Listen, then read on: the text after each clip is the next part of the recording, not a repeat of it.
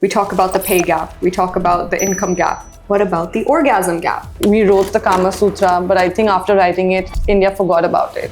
My partner wants to role play in bed that I'm someone else. Does this mean that they want to cheat on me? Sex is like opera. Why do you think men suffer so much from this performance pressure? Where do you think that's coming from? We as a society need to shift away from sex equals penetration. I'm in my 40s and have never had sex. What do I do? My daddy always told me, why would a man buy the cow if he can drink the milk for free? As women, you are responsible for your orgasm. And masculinity is all about going, getting, achieving. My husband is a super high-powered executive at work, yet he wants me to dominate him in the bedroom. We're gonna do a handcuff demonstration later on in this video. Stick around till the end. The most liked and subscribed video on Verona Matchmaking. I know.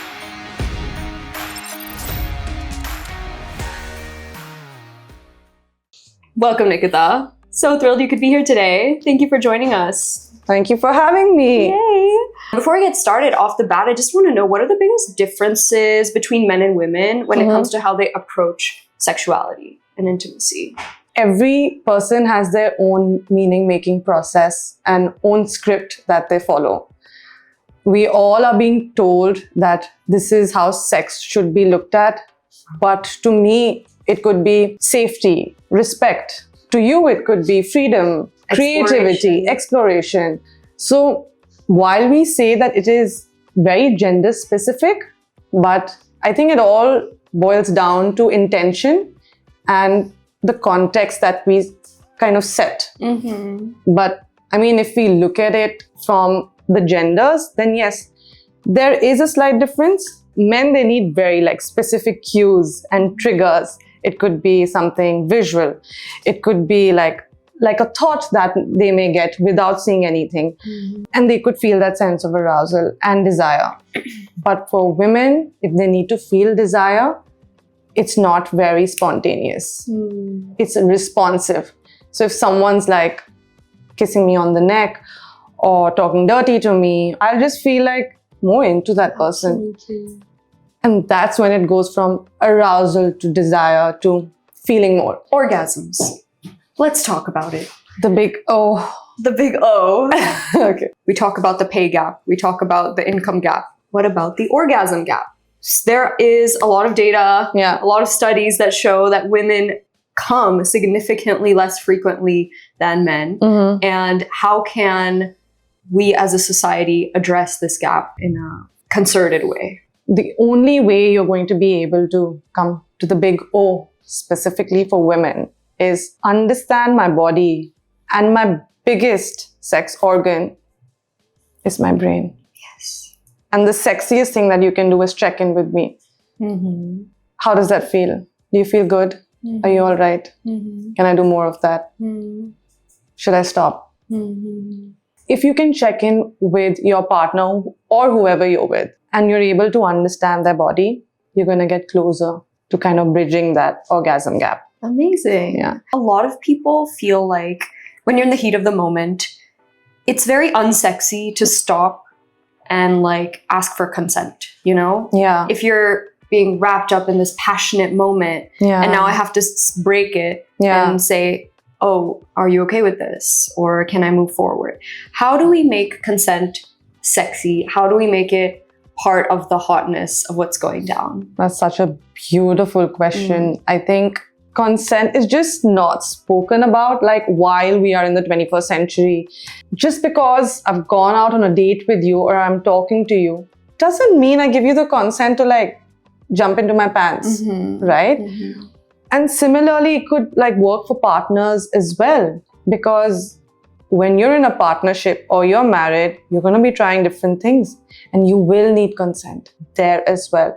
So consent doesn't stop at the beginning of a relationship. It's like a continuous dialogue. Right. It's like a jugalbandi. 100%. And also, you can always ask for consent multiple times throughout even one sexual experience, right? Is this okay? Is this okay? Is this okay? Right? And you know what, Chandra, the interesting part is, let's say someone did not ask the other person for consent and they've gone ahead. She's not going to be able to enjoy the process. and it will reflect in how you feel together. Yeah. The stiffness, your body language changes completely. So the pleasure, the satisfaction is not going to follow through if the base is not set, and the base is consent. After the act is completed, men tend to pull away. They tend to need more space. Yeah. And at times they experience what in culture we've coined the post-nut clarity. Yeah. In contrast, women feel even more drawn to that person. How do we deal with the fact that like a partner may be having post-nut clarity and the other one is like wanting a closeness? Interesting question. You know what? Men do tend to kind of have that post-nut clarity that we're talking about, and women would they would want more closeness, because anyway a lot of oxytocin is released in the act and their brain is braining a different way. But you would be surprised that it has reversed. Oh, really? Yeah. So even men want cuddles. Men want cuddles too? Men want cuddles. They don't want anyone to like walk out and like be done with the act and you're like, okay, chop chop, other side of the bed, or I'm leaving. Go. I have chores to do. Men are like, no, you please stay. Yeah. Be around. Like, how sweet. And what happens after sex is so important. Like, you brought up a very relevant point, because that is what defines why you're doing it in the first place, right? What have you gained out of it? What am I giving you out of this? What is the consequence of us doing this? Is it changing the meaning or the way I look at sex going ahead? Am I traumatized? Do you think orgasm is the end goal of sex? I think it's one of the goals. I don't think it's the end goal. Sex is like opera. Oh, wow. I think it's like that, the way there's a build-up and then it kind of crashes and then it picks up again. Different people doing different things in the opera. Like, everyone's just doing their own thing, but when it all comes together, you feel something. And if you're only looking to like one segment and part of the entire performance, sure, that can stick with you, but if you had to experience it in its all. So no, sex and orgasm is not the end goal in itself, but what happens before that, the build-up, the foreplay, what you're doing when you're there, what happens after that, what happens when you talk about your fantasies, what happens when you build a script together. We are all coming in with a different script. Yeah. It is like an orchestra, and that to create a beautiful symphony doesn't just require a climax. Yeah. It's the layers, it's the crescendo, the decrescendo, the piano, the forte, like all of this stuff. Exactly. The ebb and flow can make something super beautiful, not just one point of it. It's an overall immersive experience. Absolutely. In Indian culture, we learn that sex is something which is immoral, or that is, especially for women, it makes you impure. Sure that you're asking for it. Insane. So what advice would you give someone who's grappling with the feeling of, I feel icky, like I feel filthy or dirty when I'm doing this act, like it's robbing me of some kind of purity? How do I let go of that? I had this client who came to me, and of course, she did not have sex before marriage. But while she was in the process of marrying someone, she finally found this person who was a friend. They ended up having sex, and that was it for her. She's like, this is it. The pinnacle, the ultimate, the person. Now I've done it. I have to get married to this person. Oh, he's taken my virginity. Now I'm his. Yeah. Yeah. There are so many other parts to marriage, right? But you're looking at it from the perspective of, now I've had sex with this guy. I took my flower. Yeah. And then there was another client who came, did not have sex. There was this narrative that they had about shame and guilt. After getting married also, they felt the shame and guilt. Yeah. So that core belief that you've come with, it hasn't shifted. True. Because you've been carrying it for years. Whole life. Now you've gotten married, and of course, the sex is going to affect your marriage. So how do we break that belief down?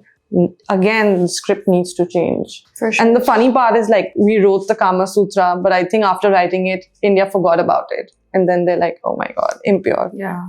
Right. And still, It's so funny. Like family holds so much weight in our culture. Having children holds so much weight in our culture. But God forbid you have sex to have a child. I was talking to my friend and she said my mother still thinks that I haven't had sex, and she's like over 30. And when she comes back from a date, her mother's like, "Did you hold hands?" She's like, well, it's like, some part of us held hands. yeah. So like that's where we are. Nobody wants to openly accept it, which makes it so much harder to communicate in the bedroom too, because we've never talked about it before. Our parents don't talk to us about it. Our teachers don't talk to us about it. We don't have sex ed curricula in school still in a systematic way. Yeah. So I don't want to bore you with all of my questions because I already did that last time. This installment, we've had several submissions from our audience of various scenarios they found themselves in pertaining to sex. And I want to present them before you and you to give some advice. All right. Let's go. My partner wants to role play in bed that I'm someone else. Does this mean that they want to cheat on me but can't? Where is that thought coming from, girl? No. This is not about cheating. Until and unless something like that has happened in the past or someone has told you about it. But role playing in a relationship and during sex, it's a must for like a healthy relationship. Is it? It's not a myth. Wow. I am very attracted to this girl I've been seeing lately. And recently, we've been getting close to the stage of being intimate. However, I feel extremely anxious about letting her down in the bedroom. What do I do about my performance pressure? Underline, bold, italics. Letting her down. Which means she could be very attracted to the guy, but he is so focused on letting her down that he feels he won't be desired. Like she's too good for him. And if he's going to go with that belief, hell is going to break loose. And something that you have to rule out when you're having sex is there's no stress. You're in an environment where there are no distractions. Dim lights, candle, fragrance. Music. You haven't eaten too much. Okay. But you have eaten something. But you have eaten something. Yeah. You need energy. You've slept well. You're not on medication. Because if you have anxiety and you're on medication, that may interfere. You can't be too drunk. You just might end up hurting someone. You don't know what may happen during that. You're not thinking right at that point. He needs to realize that if he's going to follow that trail of thought, he's going to feel more anxiety. He mentioned nervous about letting her down. And I think putting such high expectations on yourself, like you have to realize, like if someone's having sex with you, they want to be there. They want to have sex with you. Yeah. They don't care what your body looks like. Yeah. They don't care what, how long you can last. They just want to have a good time with you. And I think that maybe reframing it from, oh shit, like I need to go in and give the best performance ever, to like, let's go have fun, have a good time. However it turns out, it doesn't matter as long as we both feel comfortable and happy. Yeah. And you can always do it again and again. And practice makes perfect as well. Why do you think men suffer so much from this performance pressure? Where do you think that's coming from? Even when it comes to people's like testosterone levels, they're like, oh my God, my testosterone level's good. I'm a man. My masculinity is intact. And masculinity is all about going, getting, achieving, validation, self-worth, ego boost. That's where the narrative kind of runs from. So tying up their masculinity and their identity and their ability to have good sex is what is causing this performance pressure. Yeah, I mean, either something went wrong in the past or someone has told you something in a negative way and that is stuck with you, or like you're going with the whole social script of aaj main karke aaya. Right. I also think probably what can make men more nervous is just knowing that women's pleasure is so complex and so unknown to them. And sometimes women's pleasure is complex even to the woman. Right? And sometimes she doesn't even know how to get there, right? Yeah. Whereas for women, it's pretty clear how to pleasure a man, right? And there's a established formula, template, which if you follow, you pretty much can have a good result, right? So I think that nervousness also comes from not knowing, am I going to be able to make her come or not? Are we going to be able to, is she going to enjoy it or not? Am I going to be able to last long enough? Yeah, that's a great point, Chandra. Like, it's alien to us. How do I explain it to you? I mean, have you taken a mirror down there ever? Have you ever actually explored yourself? Not asking you. I'm just saying. I'm just saying. No, I'm just saying. Like, as women, you are responsible for your orgasm too. It's not just his job. You need to first spend time by yourself, get to know your own body. You are in charge of your pleasure too. Yeah, absolutely. We brought up oral sex. Yeah. Any tips? Okay. You need to understand that intercourse isn't the only way of achieving satisfaction and pleasure. You don't have to like 269 every time. You don't have to. You have the rest of the body. Absolutely. Yeah. Yeah. I think we underestimate how sexy like non-genital parts of your body. Yeah. So, saving penetration till the very end, or maybe not doing it at all. 20 minutes or 1 or 2 nights of non-penetrative sex. Do everything else. Cuddling, shower, whatever. Oral. Truly. Non-genital stimulation. Yeah. Even like just talking, like dirty talk as well. Yeah, whisper in my ear, say something 100%. when we're at the dinner table. Before we leave. Yeah. I'm in my 40s and have never had sex. What do I do? That you need to ask yourself that, do you want to have sex? Are you feeling like you missed out? Do you want to have sex with multiple people? Do you want to explore it with one person? Are you feeling the anxiety because you haven't had it for all these years? Yeah. I'm guessing it's that. Yeah. Like after a certain point, you start thinking like, is this ever going to happen to me? Yeah. Like there was that movie, right? 40-Year-Old Virgin. Yeah. And what was so problematic about the movie was like really making that person out to be like a huge loser. Yeah. Because you haven't done it. And I think a lot of people do it just to get it out of the way. Like, oh, I'm just going to have sex just to say that I've done it. Yeah. Right? Without taking care of the fact that like you're just doing it casually just to do it. Yeah. As opposed to doing it with someone you really love. Yeah. So I think, you're not a loser if you don't have sex. In fact, like... No, you're not. Maybe you focused on other parts of your life. Yeah. Maybe you were too busy doing other stuff. For sure. I don't think there's anything to worry about. I think it'll happen when it happens. And it can happen. You find one partner and you explore 10 different things with that one partner. Yeah. And things are very open and dynamic these days. What's going on these days in the world of sex out there? The kink culture is growing massively. A lot of kink parties are happening. Okay. People are more out there, more expressive. They're willing to explore more in their marriage, outside their marriage. Like, let's say someone's in love with their partner, but will still want to go and like explore outside. And that has nothing to do with that person loving the partner less, but maybe internally they're fighting with something.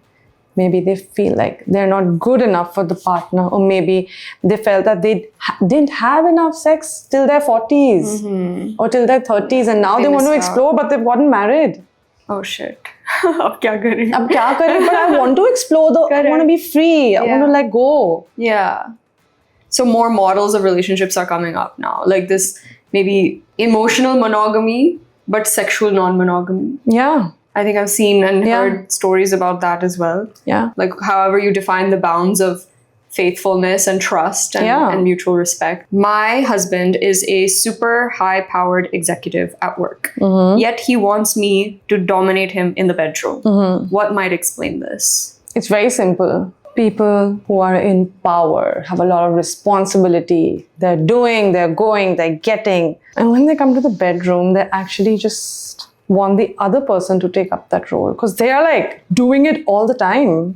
They're doing it day in, day out. And when it comes to the bedroom, they just want to like let go. And that's absolutely normal. Someone could be very submissive, very introverted. As soon as they come to the bedroom, they become super dominant. And that's also fine. So it's all about like exploring these different kind of roles and energies. I'm sure there's probably more men than we think who just want to be dominated by their women, And like, we're happy to oblige. Frankly. Yeah, if that works for you. Frankly, I'm right there with you. My daddy always told me. Yeah. Why would a man buy the cow if he can drink the milk for free? Why would a man marry you if you're giving him sex for free without getting married? What is your stance on the fact that if you are giving a man sex, he doesn't see the need to wife you up or be committed in a relationship because जो उसको चाहिए उसको तो मिल रहा है. सही बोल रही है तुम्हारी दादी. ठीक है, तो I should wait ना, I should be celibate till marriage. But that doesn't apply to all men. Oh. Okay. In fact, men could start bonding and they could feel closer to you after sex also. But the more you prolong it, and when you finally have sex with the guy, for them to be around and stick around and kind of invest, proves to the woman that yes, they are invested in me, right? But in case it happens at the outset, it doesn't mean that he would never invest in you. No. This is the fear that I have. Because I was always of the impression that the longer I prolong sex, even if I want to do it, mera man bhi karega, but I will deliberately prolong it so that that man first emotionally invests in me. And only then will I have. But that's your need. No, that's your need, Chandra. Okay. That's absolutely fair. But like, what I'm saying is hooking up on the first date, for example, is that a death sentence for the relationship? No. I met a married couple. They were 2 years down their marriage and I asked them, how did you guys meet? And guess what? They hooked up. They're happily married. Wow. Let's play rapid fire. Let's do it. Where are my shots? Do we have shots? It's Friday, guys. Okay. Myth or fact? Okay. You're the expert here. Yeah. And you're going to bust some myths for us. Let's do it. Or maybe affirm them. If a man has an erection, he's definitely into me. Myth. No, myth. He could have an erection for multiple reasons. Could be anything. It could be something that he's thinking of. A gust of wind. A gust of wind, exactly. It doesn't mean it has to do something with you. Men be getting boners. It has nothing to do with I mean, we've all heard of the morning wood, haven't we? Yes. So. No, it's a misconception because if someone has an erection, it's also not consent, right? Yeah. Like, I think we as women need to ask for consent more. My partner being attracted to someone else means they don't love me. No, myth. Because it's normal to kind of feel attracted to someone who's not your partner. That's just very natural. It's just biology, like whatever's visually pleasing. But it doesn't mean that you don't love your partner. Nikita, this has been a very sexy time. This has been a fun time. It's been a very unholy time. And I hope that our audience is going to go off and have even more amazing sex, feel more empowered to conduct this orchestra, this symphony, and to create some magical music. Thank you for joining me. Thank you, Chandra. Loved it. Loved it. Thanks. Thank you so much for watching another episode of Ask the Expert. If you enjoyed this video, do be sure to hit subscribe. Leave in the comment section below what more questions you'd like us to ask our resident sex therapist, and we will see you in the next one. Bye.